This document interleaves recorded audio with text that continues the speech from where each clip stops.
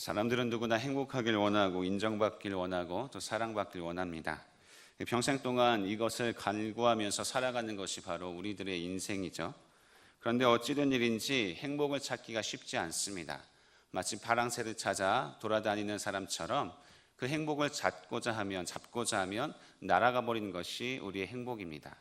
그 행복을 위해서 더 집중하고 많은 일을 하면 할수록 더 많은 공허감과 허무감에 빠져서 살아갈 수밖에 없는 것이 바로 우리의 인생이라는 모습입니다. 행복의 필수 조건은 기쁨인데 이 기쁨은 나의 욕구가 충족되었을 때 얻을 수 있다고 합니다. 결국 욕구를 충족시켜야지만 내가 행복할 수 있다는 것인데 이 욕구를 충족시킬 수 있는 가장 손쉬운 방법은 무엇이냐면 무엇인가를 소유하는 것이죠. 그래서 계속 먹고 많은 돈을 원하고 명예를 원하고 권력을 원하고 여가를 원하고 나에게 집중이 되어서 무엇인가를 계속 탐하며 소유하려고 하는 것, 바로 이때 기쁨을 느끼게 되고 이때 인간은 가장 행복감을 느낀다고 이야기합니다. 그런데 우리에게 행복을 주는 발단이 되는 이 소유라는 것이 얼마나 덧없는 것이냐면 이게 마치 손에 잡으면 사라져버리는 신기루와 같은 거예요. 내가 무엇을 소유하면 그것을 소유한 즉시 그 소유는 나에게 기쁨을 주지 못하고 날아가 버리는 거죠. 예를 들면 그런 거죠. 여행을 계획하잖아요. 목적지를 잡고 여행 책자를 사고 일정을 짭니다. 먹을 것을 사고 누구와 갈까, 어떻게 갈까, 기차표도 예매하고 여러 가지를 세웁니다. 그리고 여행 당일날 여행을 갔어요. 그러면 그 여행을 간 즉시 나에게 행복으로 다가오지 않는다는 거죠. 성경에 보면 다윗의 아들 아도니아가 있죠. 아도니아가 베다른 형제 압살롬의 누이 다말을 굉장히 사랑했습니다. 어떻게든 안아보고 싶었어요. 내가 저 다말만 안아보면 너무나 좋겠다. 계략을 짜고 친구의 도움으로 결국 그 다말을 자신의 침실로 유인해서 다말을 취하게 됩니다. 난리가 났습니다. 다말 울고불고 오빠가 나에게 악행을 행했다. 어차피 이렇게 됐으니까 빨리 부모님께 말해서 나를 정식 부인으로 삼아달라라고 요청을 합니다. 근데 그때 아도니아가 어떻게 합니까? 그렇게 사랑했고 그렇게 한번 안아보고 싶었던 다말을 안고 난 후에야 그는 다말을 가차없이 버려버리는 거죠. 한번 소유했으니까 그 소유한 즉시 그의 마음에는 다말이 기쁨이 되지 못했던 것입니다. 그래서 인간은 어떻게 되냐면 결국 소유에 대한 끊임없이 탐심하게 되고 갈망하게 되는 거예요. 내가 이미 가졌지만 그럼에도 불구하고 그 소유를 가졌을 때 그 소유가 나에게 기쁨을 주지 못하기 때문에 더 많은 소유, 더 많은 것을 탐하게 되는 것입니다. 이것은 필요 이상이 되는 것이고 결국 이 필요 이상의 소유라는 것은 탐심으로 이어지게 되는 것이죠.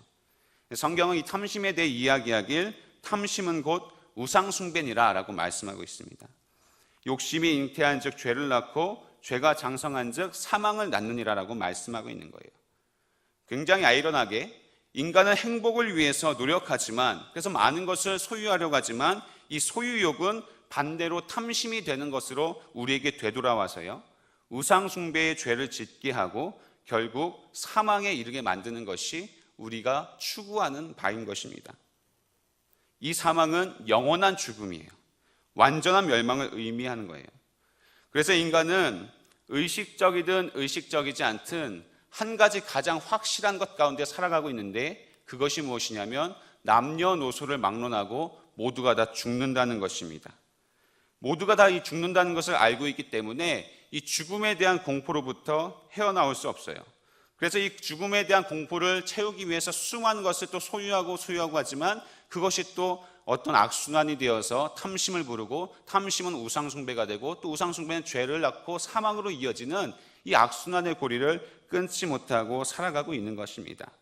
이 죽음에 대한 공포, 인간의 근원적인 이 공포에 대한 극복을 하지 못한다면 우리는 그 무엇을 나에게 채운다고 하더라도 결코 행복하지 않는 것입니다.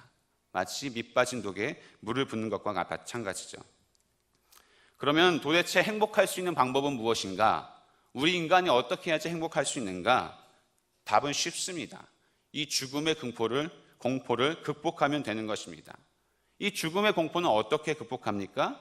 그것은 단 하나, 다른 거 없죠. 사망 권세 이기시고 죽음을 극복하신, 그래서 부활하신 예수 그리스도를, 여호와 하나님을 나의 소유로, 나의 힘으로, 나의 구주로 삼는 것인 줄 믿습니다. 그래서 오늘 성경 이야기하길, 오늘 본문 말씀 느헤미야 8장 10절 하반절에 보니까 여호와로 인하여 기뻐하는 것이 너희의 힘이니라 라고 이야기하고 있는 거예요. 여호와로 인하여 기뻐하는 것, 그것이 바로 너희의 힘이다. 시편 33편 12절에도 여호와를 자기 하나님으로 삼은 나라, 곧 하나님의 기업으로 선택된 백성은 복이 있도다라고 선포하고 있고, 시편 144편 15절도 이러한 백성은 복이 있나니 여호와를 자기 하나님으로 삼는 백성은 복이 있도다라고 이야기를 하는 거예요. 복의 원천, 행복의 원천은 어디 있냐면 바로 여호와를 나의 소유로 삼는 것. 다른 소유는 밑빠진 독에 물 붓는 것 같지만 여호와라는 소유는 나의 인생의 허무의 구멍을 맺어주는 딱 맞는 윗짝과 같이 되어서 여호와를 나의 소유로 삼을 때 우리는 진정한 행복을 누리게 되는 것입니다. 하나님을 소유하며 얻는 행복은요, 정말 최고의 행복입니다. 하나님을 소유하기 전까지는 다른 것들이 좋아 보일지도 몰라요. 마치 이런 것과 같죠. 학창시절에는 학교에서 나오는 급식 도시락이 제일 맛있어요. 한 1,600원 하는데, 그런데 대학교 가면요, 대학교 대학로에서 파는 2,500원짜리 제육덮밥을 먹게 됩니다. 그러면 1,600원짜리는 더 이상 무의미하게 되는 거예요. 성인이 되면 5,000원짜리 밥을 먹기도 하고 7,000원짜리 밥을 먹기도 하고 8,000원, 만원짜리 밥을 먹기도 해요. 누가 결혼식에서 나를 초대해주면 결혼식 뷔페에서 맛있는 음식을 근사하게 먹기도 하고요, 호텔 같은 데 가서도 맛있는 음식을 먹게 되는 것입니다. 더 이상 호텔의 음식을 맛보면 1,600원짜리, 2,500원짜리는 의미가 없어지게 되는 것이죠. 비싼 것이 좋다는 것이 아니라 무엇인가 이 세상에는 더 큰 것이 존재한다는 거예요. 행복도 마찬가지예요. 여호와 하나님 예수 그리스도를 알기 전까지는 이 세상의 것들에 목을 메우고 이것이 나에게 참된 행복을 주는 것으로 착각하면서 우물 안의 개구리처럼 살아갔지만, 여호와 하나님을 소유한 다음에는 그 모든 것들이 의미가 없게 된다는 것입니다. 더 이상 우리의 눈에 들어오지 않는 거예요. 마치 태양빛 아래 촛불이 의미가 없는 것처럼 주님을 만나면 우리 주님만이 참된 기쁨이시기 때문에 다른 모든 것의 의미를 잃게 되는 것입니다. 사도 바울이 그랬죠. 예수님을 만난 이후로 자신이 가진 모든 학식과 재산과 경험을 똥처럼 배설물처럼 버리노라 라고 그는 고백했습니다. 그는 예수님을 만난 후에 자신이 풍부에도 처해봤고 비천에도 처해봤지만 그런 환경이 중요한 것이 아니라 나에 있는 예수 그리스도로 말미암아 난 항상 자족할 수 있는 이세의 비결을 배웠고, 그런 말미암아 예수 안에서 내가 모든 것을 할 수 있다라고 고백을 하게 된 것입니다. 저희 어머니도 그러셔요. 저희 어머니도 몇 번 말씀드렸는데 목회의 길로 들어서고 나서 완전 가세가 기울어가지고 이렇게 어려운 생활을 많이 하셨어요. 그럼에도 불구하고 지금은 굉장히 어려운, 그러니까 세상 말로 쫄딱 망했죠. 쫄딱 망해가지고 지금 굉장히 어려운 상황에 처했음에도 불구하고 자녀 셋을 목사로 키워서 헌신시키고 본인도 목사로서 작은 교회에서 기도하며 나간 지금이 과거에 어떤 영화를 누렸을 때보다 가장 행복하다. 왜? 하나님이 나에게 있기 때문에 가장 행복하다라고 고백하는 것을 저는 들었습니다. 그리고 이보다 더 중요한 사실이 있는데요, 우리가 하나님을 소유하면 진짜 행복한 이유가 무엇이냐면 하나님으로 말미암아 나의 인생이 해석되어지기 때문에 그런 것입니다. 나 주님을 만나면 우리의 인생에 얽힌 실타래가 풀리고 왜 나에게 이러한 일들이 일어났고 내가 어디로 가는지를 주님께서 보여주시기 때문에 우리는 행복할 수 있는 거예요. 우리는 우리의 인생이 왜 시작되는지 몰라요. 무엇을 추구하는지 모르고 어디로 가는지 모르는 존재입니다. 모르기 때문에 불안해요.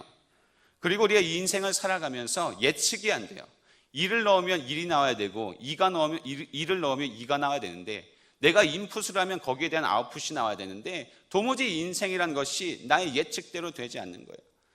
검사임에도 불구하고 경찰임에도 불구하고 사기를 당하기도 하고 의사임에도 불구하고 내가 내 병 못 고치는 그런 경우, 자가당착에 빠지는 것이 우리 인생의 모습이라는 것입니다. 아무리 애를 써도 나의 경험과 지식과 내가 해왔던 모든 것을 총망라해서 앞으로의 미래를 설계해 나간다고 하더라도 그럼에도 불구하는 것이 바로 실패하는 우리의 인생이란 것이죠.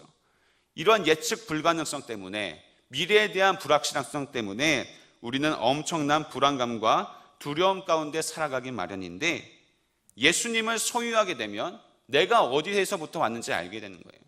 예수님을 소유하면 내가 무엇을 추구하면서 살아가야 되는지 깨닫게 되는 것이고 내 인생의 끝이 어떻게 되는지를 알기 때문에 두려움 대신 평안이 찾아오고 슬픔 대신 기쁨이, 절망 대신 희망이 우리 가운데 찾아오게 되는 것입니다. 예측 불가능한 내 인생이 예수님을 만나면 예측 가능한 인생으로 변하게 되는 거예요. 어떤 예측? 주님께서 나의 길을 인도하시고 지도하신다는 그런 확신이 생기게 되는 것입니다. 내가 가는 길 끝에서 영광의 주님께서 두 팔 벌리고 나를 기다리신다는 확신을 갖고 살아갈 수 있게 되는 것입니다. 그래서 또 예전에 또 일본 단기 선교 갔을 때도 그 예화도 많이 말씀드렸는데 아직도 잊혀지지 않는 한 일본인 사람이 있죠.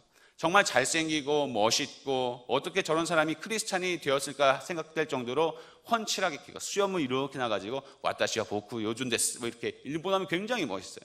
근데 이 사람이 예수님을 믿고 회심하면서 눈물을 흘리면서 이런 간증을 하는 거예요. 예전에 자신의 인생 가운데 수많은 일들이 일어났대요.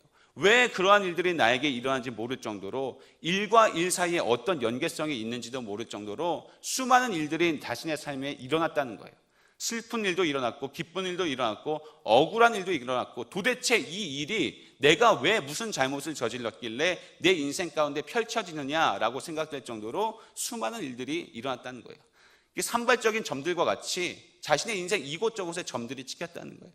그런데 그 사람이 예수님을 믿고 회개하고 주님을 영접하고 보니까 그리고 그 시각으로 다시금 자신의 과거를 돌이켜 보니까 그 모든 산발적인 점들이 하나의 선으로 연결되고 하나의 완성된 그림으로 자신에게 다가오더라는 거예요. 그리고 그 그림은 무엇이냐? 자신을 구원하기 위한, 자신을 자녀 삼기 위한 하나님의 섭리였다라고 하면서 그가 그런 고백을 하는 것을 들은 적이 있습니다. 담임 목사님께서 얼마 전에 설교하시면서 예화를 듣은 이계호 교수님의 딸, 저 그 얘기를 듣고 참 큰 도전을 받았는데요. 25살임에도 불구하고 암으로 세상을 떠날 때 그가 남긴 마지막 말이 이 말이라고 하잖아요. 하나님 사랑합니다. 아버지 감사합니다. 인생이 여기에서 끝나버린다면 그는 결코 그런 고백을 할 수 없죠. 하나님께서 나의 인생을 시작해 주셨고 이끌어가 주시고 그리고 하늘 소망 천국으로 인도해 주실 것이라는 것을 그 딸이 알았기 때문에 비록 25살의 젊은 나이에 세상을 떠나면서도 그는 고백하길 하나님 사랑합니다라고 고백할 수 있게 된 것입니다. 하나님을 만나면 내 인생이, 억울한 인생이, 힘든 인생이 해석되는 것입니다. 내가 왜 이렇게 살아가야 되는지 주님의 시각으로 바라보면 해석되고 이해되는 것입니다. 에스더도 그랬어요. 에스더는 왜 내가 삼촌 밑에서 고아로 살아가야 되는지 몰랐어요. 내가 왜 페르시아 땅에서 살아야 되는지 몰랐어요. 내가 왜 여왕이 돼야 되는지 몰랐어요. 그런데 모르드게가 말하죠. 네가 여왕이 된 것은 유다인을 구원하기 위해서 이때를 위함이 아니냐. 그 말을 듣고 그는 금식하면서 정말 그런 일을 행하잖아요. 자신의 인생이, 자신이 여왕이 된 목적이 이때 여호와 하나님으로 말미암아 유다인을 구원하기 위한 하나님의 섭리였구나라고 그가 비로소 깨닫게 된 것입니다. 성도 여러분, 무엇이 우리에게 행복을 주는 것입니까? 돈, 명예, 자녀, 자아실현. 자아실현을 인생의 가장 최고의 가치로 두고 있지만 이 모든 것이 다 아닌 것입니다. 오직 예수님만이, 오직 하나님을 소유한 자만이 참된 행복을 느낄 수 있고 그로 말미암아 나의 인생이 해석되어 진정한 행복을 누릴 수 있게 되는 줄 믿습니다. 오늘의 말씀의 주인공 느헤미야도 그 사실을 알았죠. 느헤미야는 포로 귀한 시대 사람인데 페르시아라는 당시 대국에서 술 맡은 관원장으로 복직하고 있었습니다. 술 맡은 관원장이라는 것은 왕의 최측근으로 굉장한 많은 부와 명성과 여러 가지 혜택을 누릴 수 있는 자리예요. 그런데 그는 그러한 자리를 박차고 나왔어요. 자신의 개인의 영달을 위해서는 그것이 굉장히 좋지만 돈과 명예와 권력과 자신의 악의 가운데 참된 행복이 있다는 사실을 그는 깨닫지 않고 여호와 하나님께로만 참된 행복이 온다는 사실을 그는 깨달았어요. 그래서 그 모든 것을 버리고 고국으로 이스라엘로 돌아갑니다. 돌아가서 성벽을 지금 건축하는 거예요. 예루살렘의 성전을 건축하고 이제 성벽만 남았는데 성벽을 재건하면서 방해꾼도 많고 힘도 들고 알아주는 사람도 아무도 없었지만 그깟 성벽 져서 무엇이 되수냐라고 많은 사람들이 놀렸지만 그래서 한 손에는 낫을 잡고 한 손에는 무기를 잡고 일할 정도로 그렇게 방해가 심했지만, 그러나 그는 그렇게 지쳐있는 사람들에게, 힘들어하고 있는 사람들에게 이렇게 선포하는 것입니다. 여호와로 인하여 기뻐하는 것이 너희의 힘이니라. 아무것도 아닌 것 같은 일이지만 여호와 하나님께 나아가 그를 사랑하는 것, 그것이 바로 우리 인생의 힘이다라고 느헤미야는 선포하시는 것입니다. 그리고 하나님을 위하여 이렇게 성벽과 성전을 다 재건하고 또 모든 개혁을 단행한 후에 느헤미야는 마지막 13장에 가서 이렇게 기도하죠. 주여, 내가 주께 행한 모든 일을 기억하여 나에게 복을 주시옵소서라고 기도하는 장면을 우린 볼 수 있습니다. 우리도 이와 같은 삶을 살기 원합니다. 참된 행복 주시는 주님을 찾고 주님께 기도하는 삶을 살기 원합니다. 복 주시는 주님이 참된 행복을 우리 인생 가운데 허락해 주실 것입니다.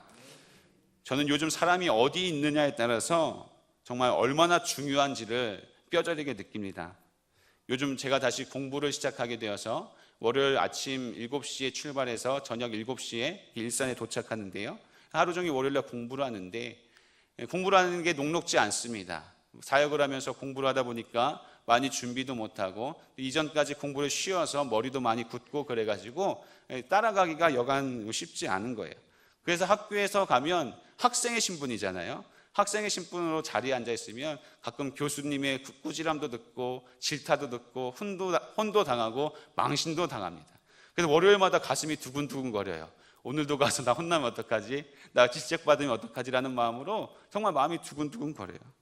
그런데 그랬던 제가 오늘은 어떻습니까? 한 교회의 부목사로서 여러분 앞에 설교하는 설교자로 이 자리에 서 있는 것입니다.